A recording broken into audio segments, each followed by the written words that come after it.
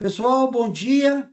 Muito obrigado aí pela participação de vocês. Hoje nós vamos ter aí um webinar muito interessante o tema, né? Então eu passo a palavra para o Christian, se apresentar e já fazer as suas considerações. E temos também o Dr. Ayrton. Ok. Obrigado, Edmundo. Bom dia a todos. Meu nome é Cristian Parada, sócio da Vengamin América Latina. Ok? Pessoal, há 5 anos atrás, eu fiz um curso de direção defensiva. E foi interessante por dois motivos. Primeiro motivo, descobri que era um péssimo motorista. Aprendi muita coisa e pratico até hoje. Mas aprendi uma segunda coisa que eu achei muito, muito importante. O instrutor era um ótimo cara. E ele fez o seguinte: ele transformou percepções em números. E, para tanto, ele utilizou o seguinte case. Ele perguntou, e te faço a pergunta, Edmundo: quanto tempo você acha que nós demoramos para reagir a um evento? Em tempo. Quanto você acha? Segundos? É, Segundos? em segundos. Um segundo. 1 segundo, perfeito. É isso mesmo. Nós demoramos 1 segundo para reagir a um evento, ok? Parece muito pouco. Mas pensa na seguinte situação. Você está dirigindo um carro a 60 quilômetros por hora, tá ok? Acontece alguma coisa. Você sabe o que significa 1 segundo nesse momento? 4 carros enfileirados. 4. E presta atenção no seguinte: estamos falando do momento em que o evento acontece a o momento em que você começa a pensar no assunto. Não que você já resolveu o problema. Ou seja, você demora 4 carros para começar a pensar no que você vai fazer. Tá bom? Aí ele deu o seguinte exemplo. Quando você bebe, digamos que você bebeu alguma coisa leve. O que acontece com essa velocidade de resposta? Passa a 2 segundos. Então você fala, não, 1 segundo, 2 segundos, não é tão grande assim. Traduz para carros. São 8 carros. Você demora o equivalente a 8 carros para você começar a pensar no que você vai fazer. Então, para mim, foi importantíssimo transformar percepções em números. Eu mudei radicalmente a minha percepção sobre essa história de beber antes de dirigir, depois do exemplo que ele deu. Hoje em dia, eu não bebo se for dirigir. Quando saio com a minha esposa, nós decidimos quem vai beber. E se ambos formos, a gente vai de Uber. Porque realmente eu entendi o problema. Ok? A ideia de hoje, discutindo com o Dr. Ayrton esta apresentação, era fazer exatamente a mesma coisa. Transformar percepções em números. Ou como o Dr. Ayrton prefere, percepções em custo.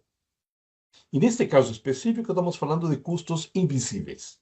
O que seria custo invisível? Custo invisível seria aquilo que você paga caro e você não percebe que está pagando. Ok? Para deixar a coisa mais didática, nós dividimos em 3 níveis. Custos invisíveis nível 1, nível 2 e nível 3. Eu vou cuidar do nível 1 e do nível 2. O Dr. Ayrton ficou com a parte mais complicada, que é explicar para vocês o nível 3. Ok? Muito bom. Vamos lá. Nível 1, presenteísmo. Uma palavra interessante. O que significa presenteísmo? É aquela situação na qual o empregado está trabalhando, vai no escritório regularmente, mas ele não está bem. Ele está com algum problema físico, está com algum problema mental, ele não tem percepção muito clara do que está acontecendo, suspeita, conversa com algumas pessoas, escuta alguns palpites, mas ele não tem claro o que está acontecendo. Ok? Qual o problema disso? Que para esta pessoa que está com esse problema e não está performando 100%, e não porque ele não queira, e não porque ele não seja responsável, simplesmente porque ele fisicamente ou mentalmente não está bem, você está pagando o salário integral. E você está recebendo um desempenho parcial. que no limite pode chegar a zero. Ok? E a pergunta seria, bacana, mas qual o tamanho desse problema? Tem um número. Que significa, qual seria esse número? Você pega o número de afastados na tua empresa, ou na empresa do teu cliente, e multiplica por 9. Aí você vai ter uma ideia do tamanho do problema dentro da tua organização. Vamos falar de custo invisível. Por favor, pegue o salário de uma pessoa, médio, se você quiser, multiplique por 9 e multiplique pelo número de afastados. Legal, mas acontece o seguinte: quanto dura o tal do presenteísmo? Na média, 6 meses. Então, a essa equação que já te deu um número alto, multiplica por 6. Você vai assustar com esse número. E por que 6 meses? Porque acontece o seguinte: nós, homens, somos os que puxamos essa média para cima. Mulheres são muito mais práticas que nós. As mulheres enfrentam o problema, pedem informação, pedem orientação médica, compram os remédios ou fazem o tratamento indicado. Nós, homens, fazemos o contrário. Ficamos quietos esperando que o problema desapareça. Ok? Somos nós que puxamos para 6 meses. Então, lembrem, salário médio vezes número de afastados multiplicado por 9, multiplicado por 6 meses. Esse é o tamanho do custo invisível. Ok? Vamos para outro custo invisível. Turnover. Turnover. A pessoa pede demissão. Normalmente, a nossa preocupação está conectada a indenização ou férias pendentes ou 13º proporcional, esse tipo de gasto. Pessoal, isso é barato em comparação ao custo invisível deste processo. Qual seria esse custo invisível? Raciocinem comigo. Uma pessoa que decide sair da empresa, ele não decide um dia e apresenta a carta de demissão no dia seguinte. Normalmente, demora uns 3 meses. E nesses 3 meses, o desempenho dele vai caindo. Por quê? Não porque seja responsável, não porque seja um cara não comprometido. Simplesmente, o trabalho que ele faz naquela empresa parou de fazer sentido para ele. Então, ele vai tirando o pé do acelerador até chegar na véspera da apresentação da carta de demissão e ele está aí praticamente a zero. De novo, por esses 3 meses, você está pagando salário integral para receber um desempenho parcial. Muito bem, a pessoa saiu. Você iniciou o processo de recrutamento. Se teu time de recrutamento for rápido, ele vai fazer isso em um mês. Nós sabemos que a coisa pode complicar, porque o mercado não está fácil hoje em dia. Ok? Em média, um recrutamento custa um salário. Perfeito? Então, nós já temos os 3 salários em que o cara está tirando o pé do acelerador. Temos um mês de salário, que na verdade é custo do recrutamento que você está pagando aí para procurar uma nova pessoa. Encontramos um ótimo candidato, tua área de recrutamento é muito boa. Essa pessoa chega muito qualificado, muito recomendado, mas acontece que por mais que a pessoa queira, ele não consegue performar desde o início bem. Ele tem que entender como a empresa funciona, qual a cultura da empresa, quais são as ferramentas à disposição. Então ele vai demorar pelo menos 3 meses para chegar num nível razoável. Então, qual o custo invisível aí? 3 meses do antes, um mês do recrutamento, 3 meses depois. Estamos falando de 7 salários. Então, cada vez que você veja uma carta de demissão, um pedido de demissão, esqueça a indenização. Pense em 7 salários. Praticamente 70% do salário que você paga por ano para uma pessoa. Multiplique isso pelo índice de turnover. Eu estava fazendo isso com um cliente semana passada. Ele estava com um problema muito sério. Ele me falou que ele perdeu 60% da equipe. Nós fizemos uma conta rápida de quanto que ele perdeu. Era milhões de reais. Milhões de reais. Ok? Qual o ponto aqui, pessoal? Como resolvemos o primeiro caso e o segundo caso? Cuidando da saúde mental. Qualquer investimento que você fizer em gestão de saúde mental, você vai estar economizando. Por quê? Fizemos a conta com o Dr. Ayrton. Se você tiver 1% de turnover, E se você tiver 1% de afastamentos, que vai se transformar em 9% de presenteísmo, você está jogando no lixo todo mês o equivalente a 10% da sua folha. Em um ano, você joga fora 10% da sua folha, com 1% de afastamento. Nós sabemos que a coisa, esse número é muito maior. Se for 2%, é 20%. Se for 3%, é 30% da tua folha. Quando falamos desse cliente, pense, 60% de turnover. Esse cara está jogando praticamente uma folha anual inteira fora sem perceber. E ele anda procurando redução de custo em outras áreas. Ele está olhando para aquilo. Então, qualquer investimento que você faça em gestão de saúde mental vai trazer um retorno financeiro impressionante. Tá? Isso seria o nível 1. Falemos do nível 2. Eu tive aulas com o Nuno Cobra. Edmundo, você lembra quem era esse cara? Preparador físico do Ayrton Senna. Eu tive aulas e ele comentou isto na primeira aula. Ele falou o seguinte: quando nós éramos crianças, o que acontecia quando ficávamos doentes? Edmundo, o que acontecia quando você ficava doente e você era criança? É a mamãe, né, que cuidava. A mamãe cuidava, justamente. A mamãe, ou seja, você era o centro da casa naquele momento.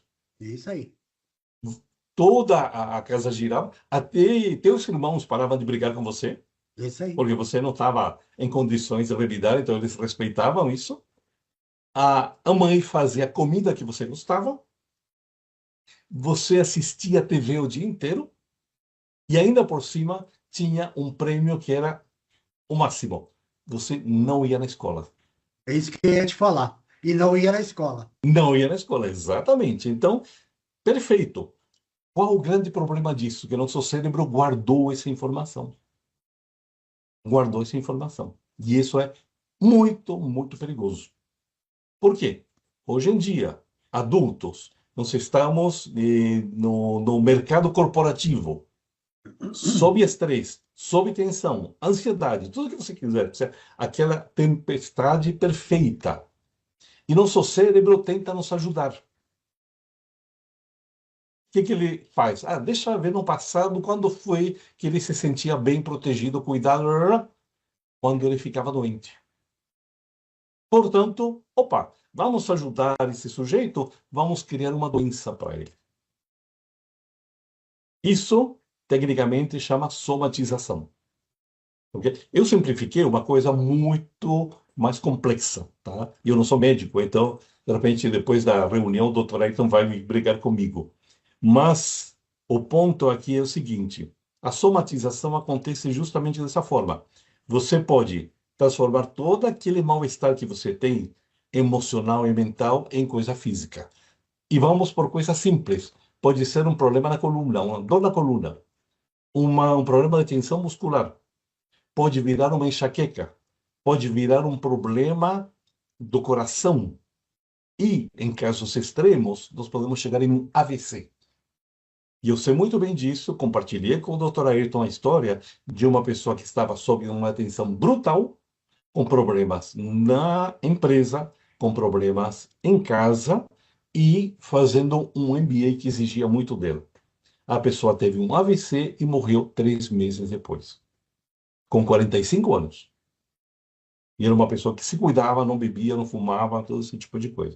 Então, pessoal, onde quero chegar com isso? Vamos deixar de lado um pouquinho a parte humana, que é sempre muito importante, mas para o objetivo de hoje vamos falar de uma outra coisa.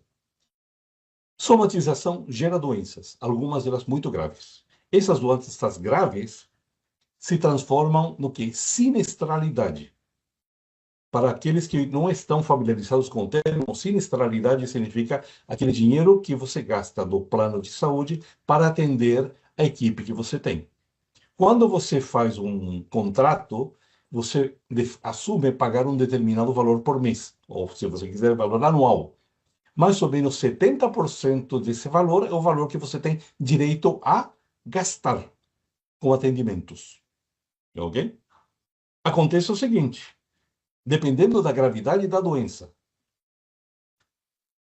você vai consumir até 100% da tua sinistralidade, ou pode ultrapassar, ok? Qual a consequência disso? A consequência é muito simples. Quando você for renovar a tua assistência médica, logo de cara eles vão colocar na mesa a tal da inflação médica. A inflação normal é 4%, 5%, se você quiser. Eles vão colocar na mesa a inflação médica de 15%, 18%. Ou seja, eles vão te cobrar um aumento no teu plano médico de 15% a 18%, que já não é uma boa notícia. Ocorre que, como você estourou a tua sinistralidade, eles vão ter que ajustar os valores. Eles vão te cobrar fácil mais 10 ou 15%. Então você vai ter que chegar para o teu CEO com uma conta de 30, 35% de aumento no plano de saúde. Esse não é um bom papo para ter um CEO que está apertando em tudo para reduzir custo. E provavelmente, na previsão que ele fez, ele jogou inflação normal no aumento do custo do teu plano médico. Então, custo invisível, novamente, você poderia evitar pagar aquele estouro na sinistralidade se você cuidasse da sua saúde mental de forma profissional, evitando ou reduzindo brutalmente a somatização. Tá bom? Nível 2. Nível 3, a bendita LC224, ok? E eu gostaria de fazer o seguinte, vou passar a palavra para o Dr. Ayrton, mas o ponto aqui é uma nova legislação que está provocando uma mudança brutal com relação à gestão de incentivos fiscais, e a nossa percepção, e que levantou a bandeira foi o Dr. Ayrton, é que as empresas não estão levando a sério um assunto muito sério. Dr. Ayrton, por favor.